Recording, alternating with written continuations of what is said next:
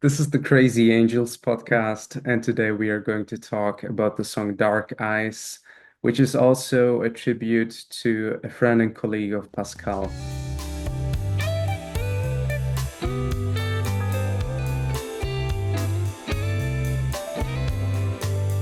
From what I've understood, uh, Suparna and you were part of a creative community, and I wanted to ask, um, what do you think the role of a creative community is for today's artist, and what are we trying to do with this podcast to foster such an environment?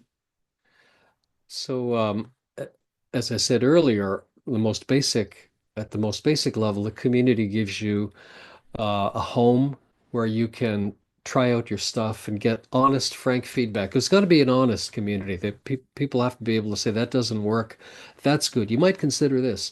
So it gives you that feedback, that validation.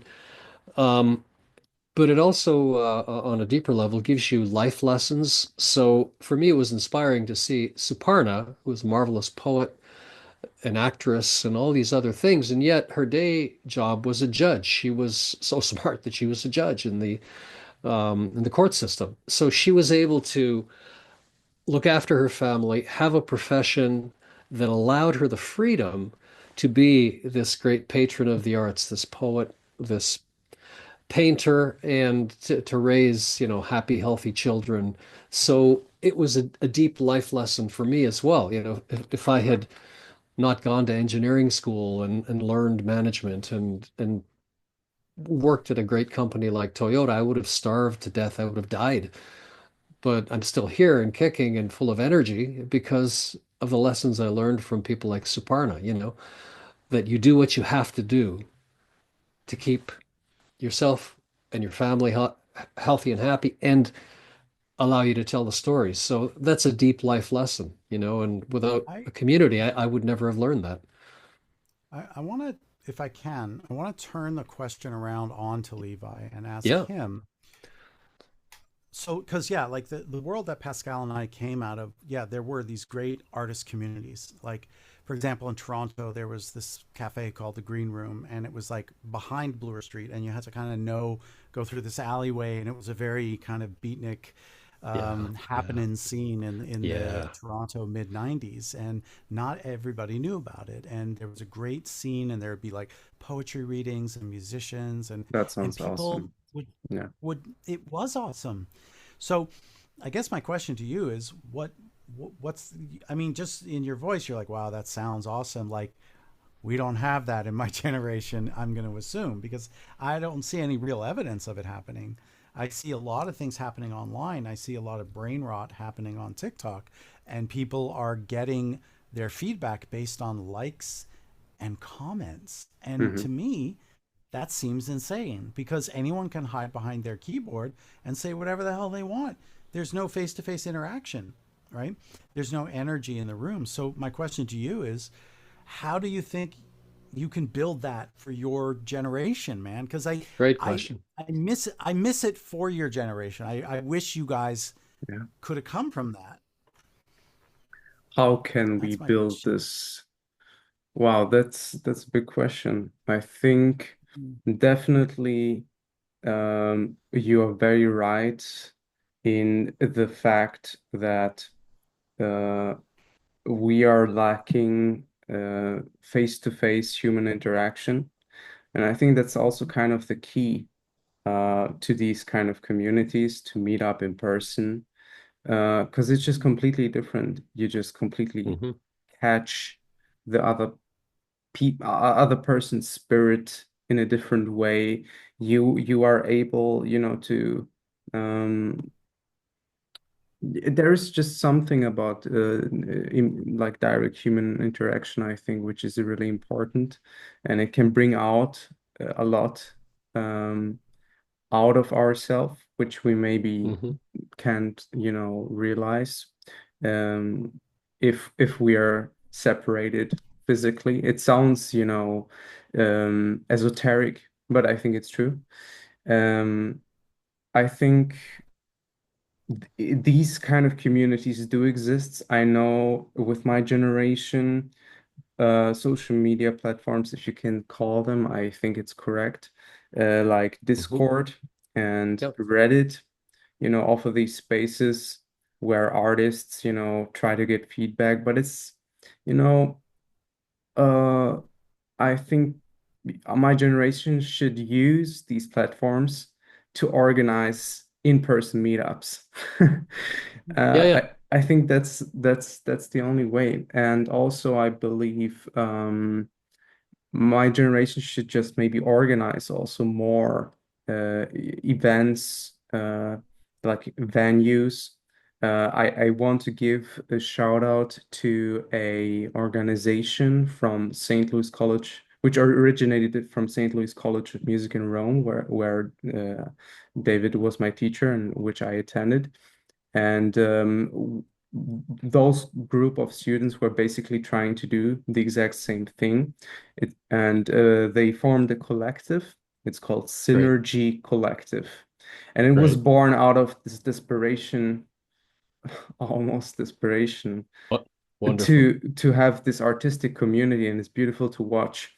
They organize um, these events where all kind of artists, musicians, visual artists, Wow.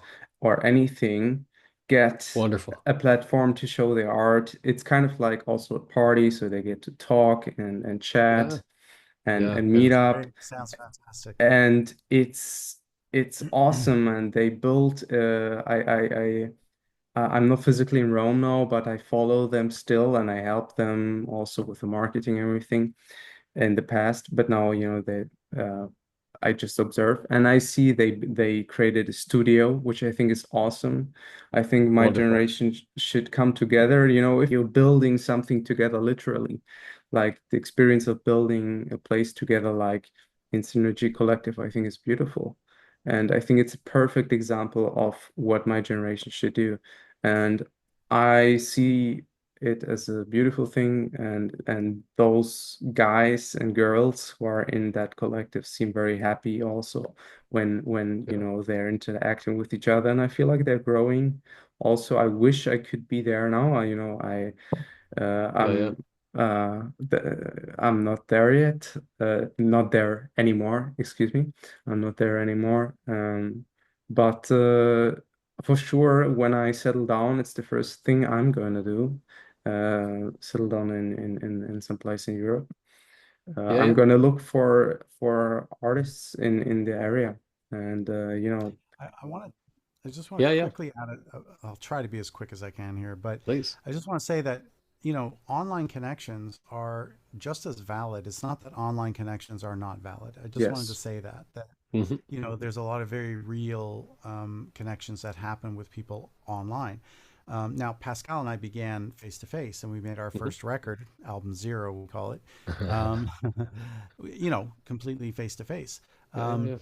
And I just very quickly I'll point out, when the pandemic hit, um, and we were forced to do classes online, I was angry. I was like, this is not teaching. This is like teaching is when you're in the room with your students. And I Hmm. was just so angry. And I just felt this is like a scam. They should just, give the students money back. This is not real teaching.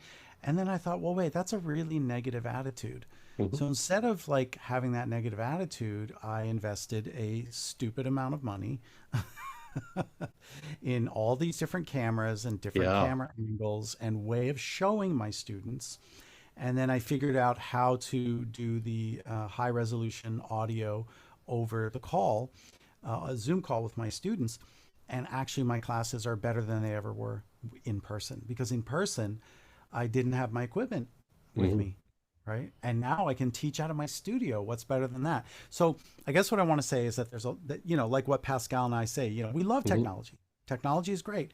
But I want to say that just the counter argument that I'm not saying that, the mid 90s Toronto, the Green Room and Bloor Street and Spadina and Bloor West, like that's like the only way of having an authentic artistic scene. I'm not saying that. It was just more of a question to you and your generation. Like, how are you going to find that, because we always talk about this, the idea of authenticity, right? Hmm. Um, So how are you going to get that? And your ideas are all great, and I'm glad to know about this synergy group. I think that's fantastic. So, but I did want to just say that authentic connections do happen, and as I think our first class was online, if I'm not It was. mistaken. Is that It right? was. Yeah. Yeah. So here you are, man, Also, very good point. as a Very good result point. of Because I wanted to add that Synergy Collective is also using social media to spread, the sure. awareness. We have to use the technology as a Yeah, tool, and it's great. as I said, I think using social media also to promote these kind of events or collectives is it enables for people to find this in the first place, I Yeah. think. So it's not bad that we have what we have with technology today. It No, can we enable these things. Yeah. we have thousands of followers now on all our major channels. We have, hundreds of thousands of views and comments, and we connect with people because of technology. So we like it, but we're Right. not solely dependent on technology. We do the things you're talking about. Our equivalent to the collective, Levi, into the green room that David talks about was the Lansdowne, which is this beaten up old hotel on Queen Street, far west, the big old red brick building with drunks and fights and crazy angels, crazy cowboys. And Thursday nights, they gave us one corner, and that's where we met. This went on for years and years, and many of the songs that evolved into our albums started there. They weren't very Yeah. good, but Got I the got mental on. feedback. And then we had the Menelon. That's right. Hmm. Our next record is going to be called um, Nights at the Nights Mental. at the Menelon, which was one of our That's where equivalents to the our collective. Yeah. friendship blossomed there. We Maybe, would David, why don't you record. describe the Menelon? And- Hey, you need to talk about Chris. Chris was this very short um, Greek immigrant, and he was balding, but he rocked this comb over like it was like he had the ultimate comb over. Short, really short guy, Big and mustache. big giant handlebar mustache, and he was just a rough, tough guy, but a beautiful guy who worked his ass off every single day. And it was this hole in the wall. It was actually an illegal after hours drinking bar for kids who were underage that Of couldn't get course it served. was. Yeah, and that's where, and I actually made him rich because I at the time at Bloor West at Ossington where I was, it was not a very cool happening neighborhood, but I started spreading the word. They'll serve you, anybody. Like at 15 years old, we're getting drunk every night at the Menelon, and I made him rich. And like he anyway, so um, I'll have to tell this story another time. But long story short, after not seeing him for 15 years, he literally is like, "Oh my God, buddy," and he just grabs me and like hugs me, and like I was a part of his family in a strange, strange way, because I was always there. He was actually, it was a very important place for me because I had a very troubled youth, let's say. And yeah, while I was getting drunk there, 15-year-old kids getting drunk in Greece is probably nothing to him. So he didn't feel like he did anything morally wrong. But What's the problem? anyway, He's having a beer. What's that's the the problem? problem. Yeah, hey, buddy, buddy. He never knew my name. He just called me Buddy. That was my name. We don't like giving advice, but Oh, having a we will community is anyway. really good. Having a It Yeah. community of is. It's good. creators is really good for the Feel soul. It could be supported. partly online, partly in person. In person is very important, but it gives you all the benefits that I enjoyed from the Crazy Angels that surrounded Suparna Ghosh, who's with the Angels now and an honorary member of our band All forever. angels. I appreciate you guys. Always a pleasure. And Yes. thank Oh, you it's all a pleasure. for joining us. And please come back. We appreciate all our friends and our audience. And thank you for And giving I us your have time.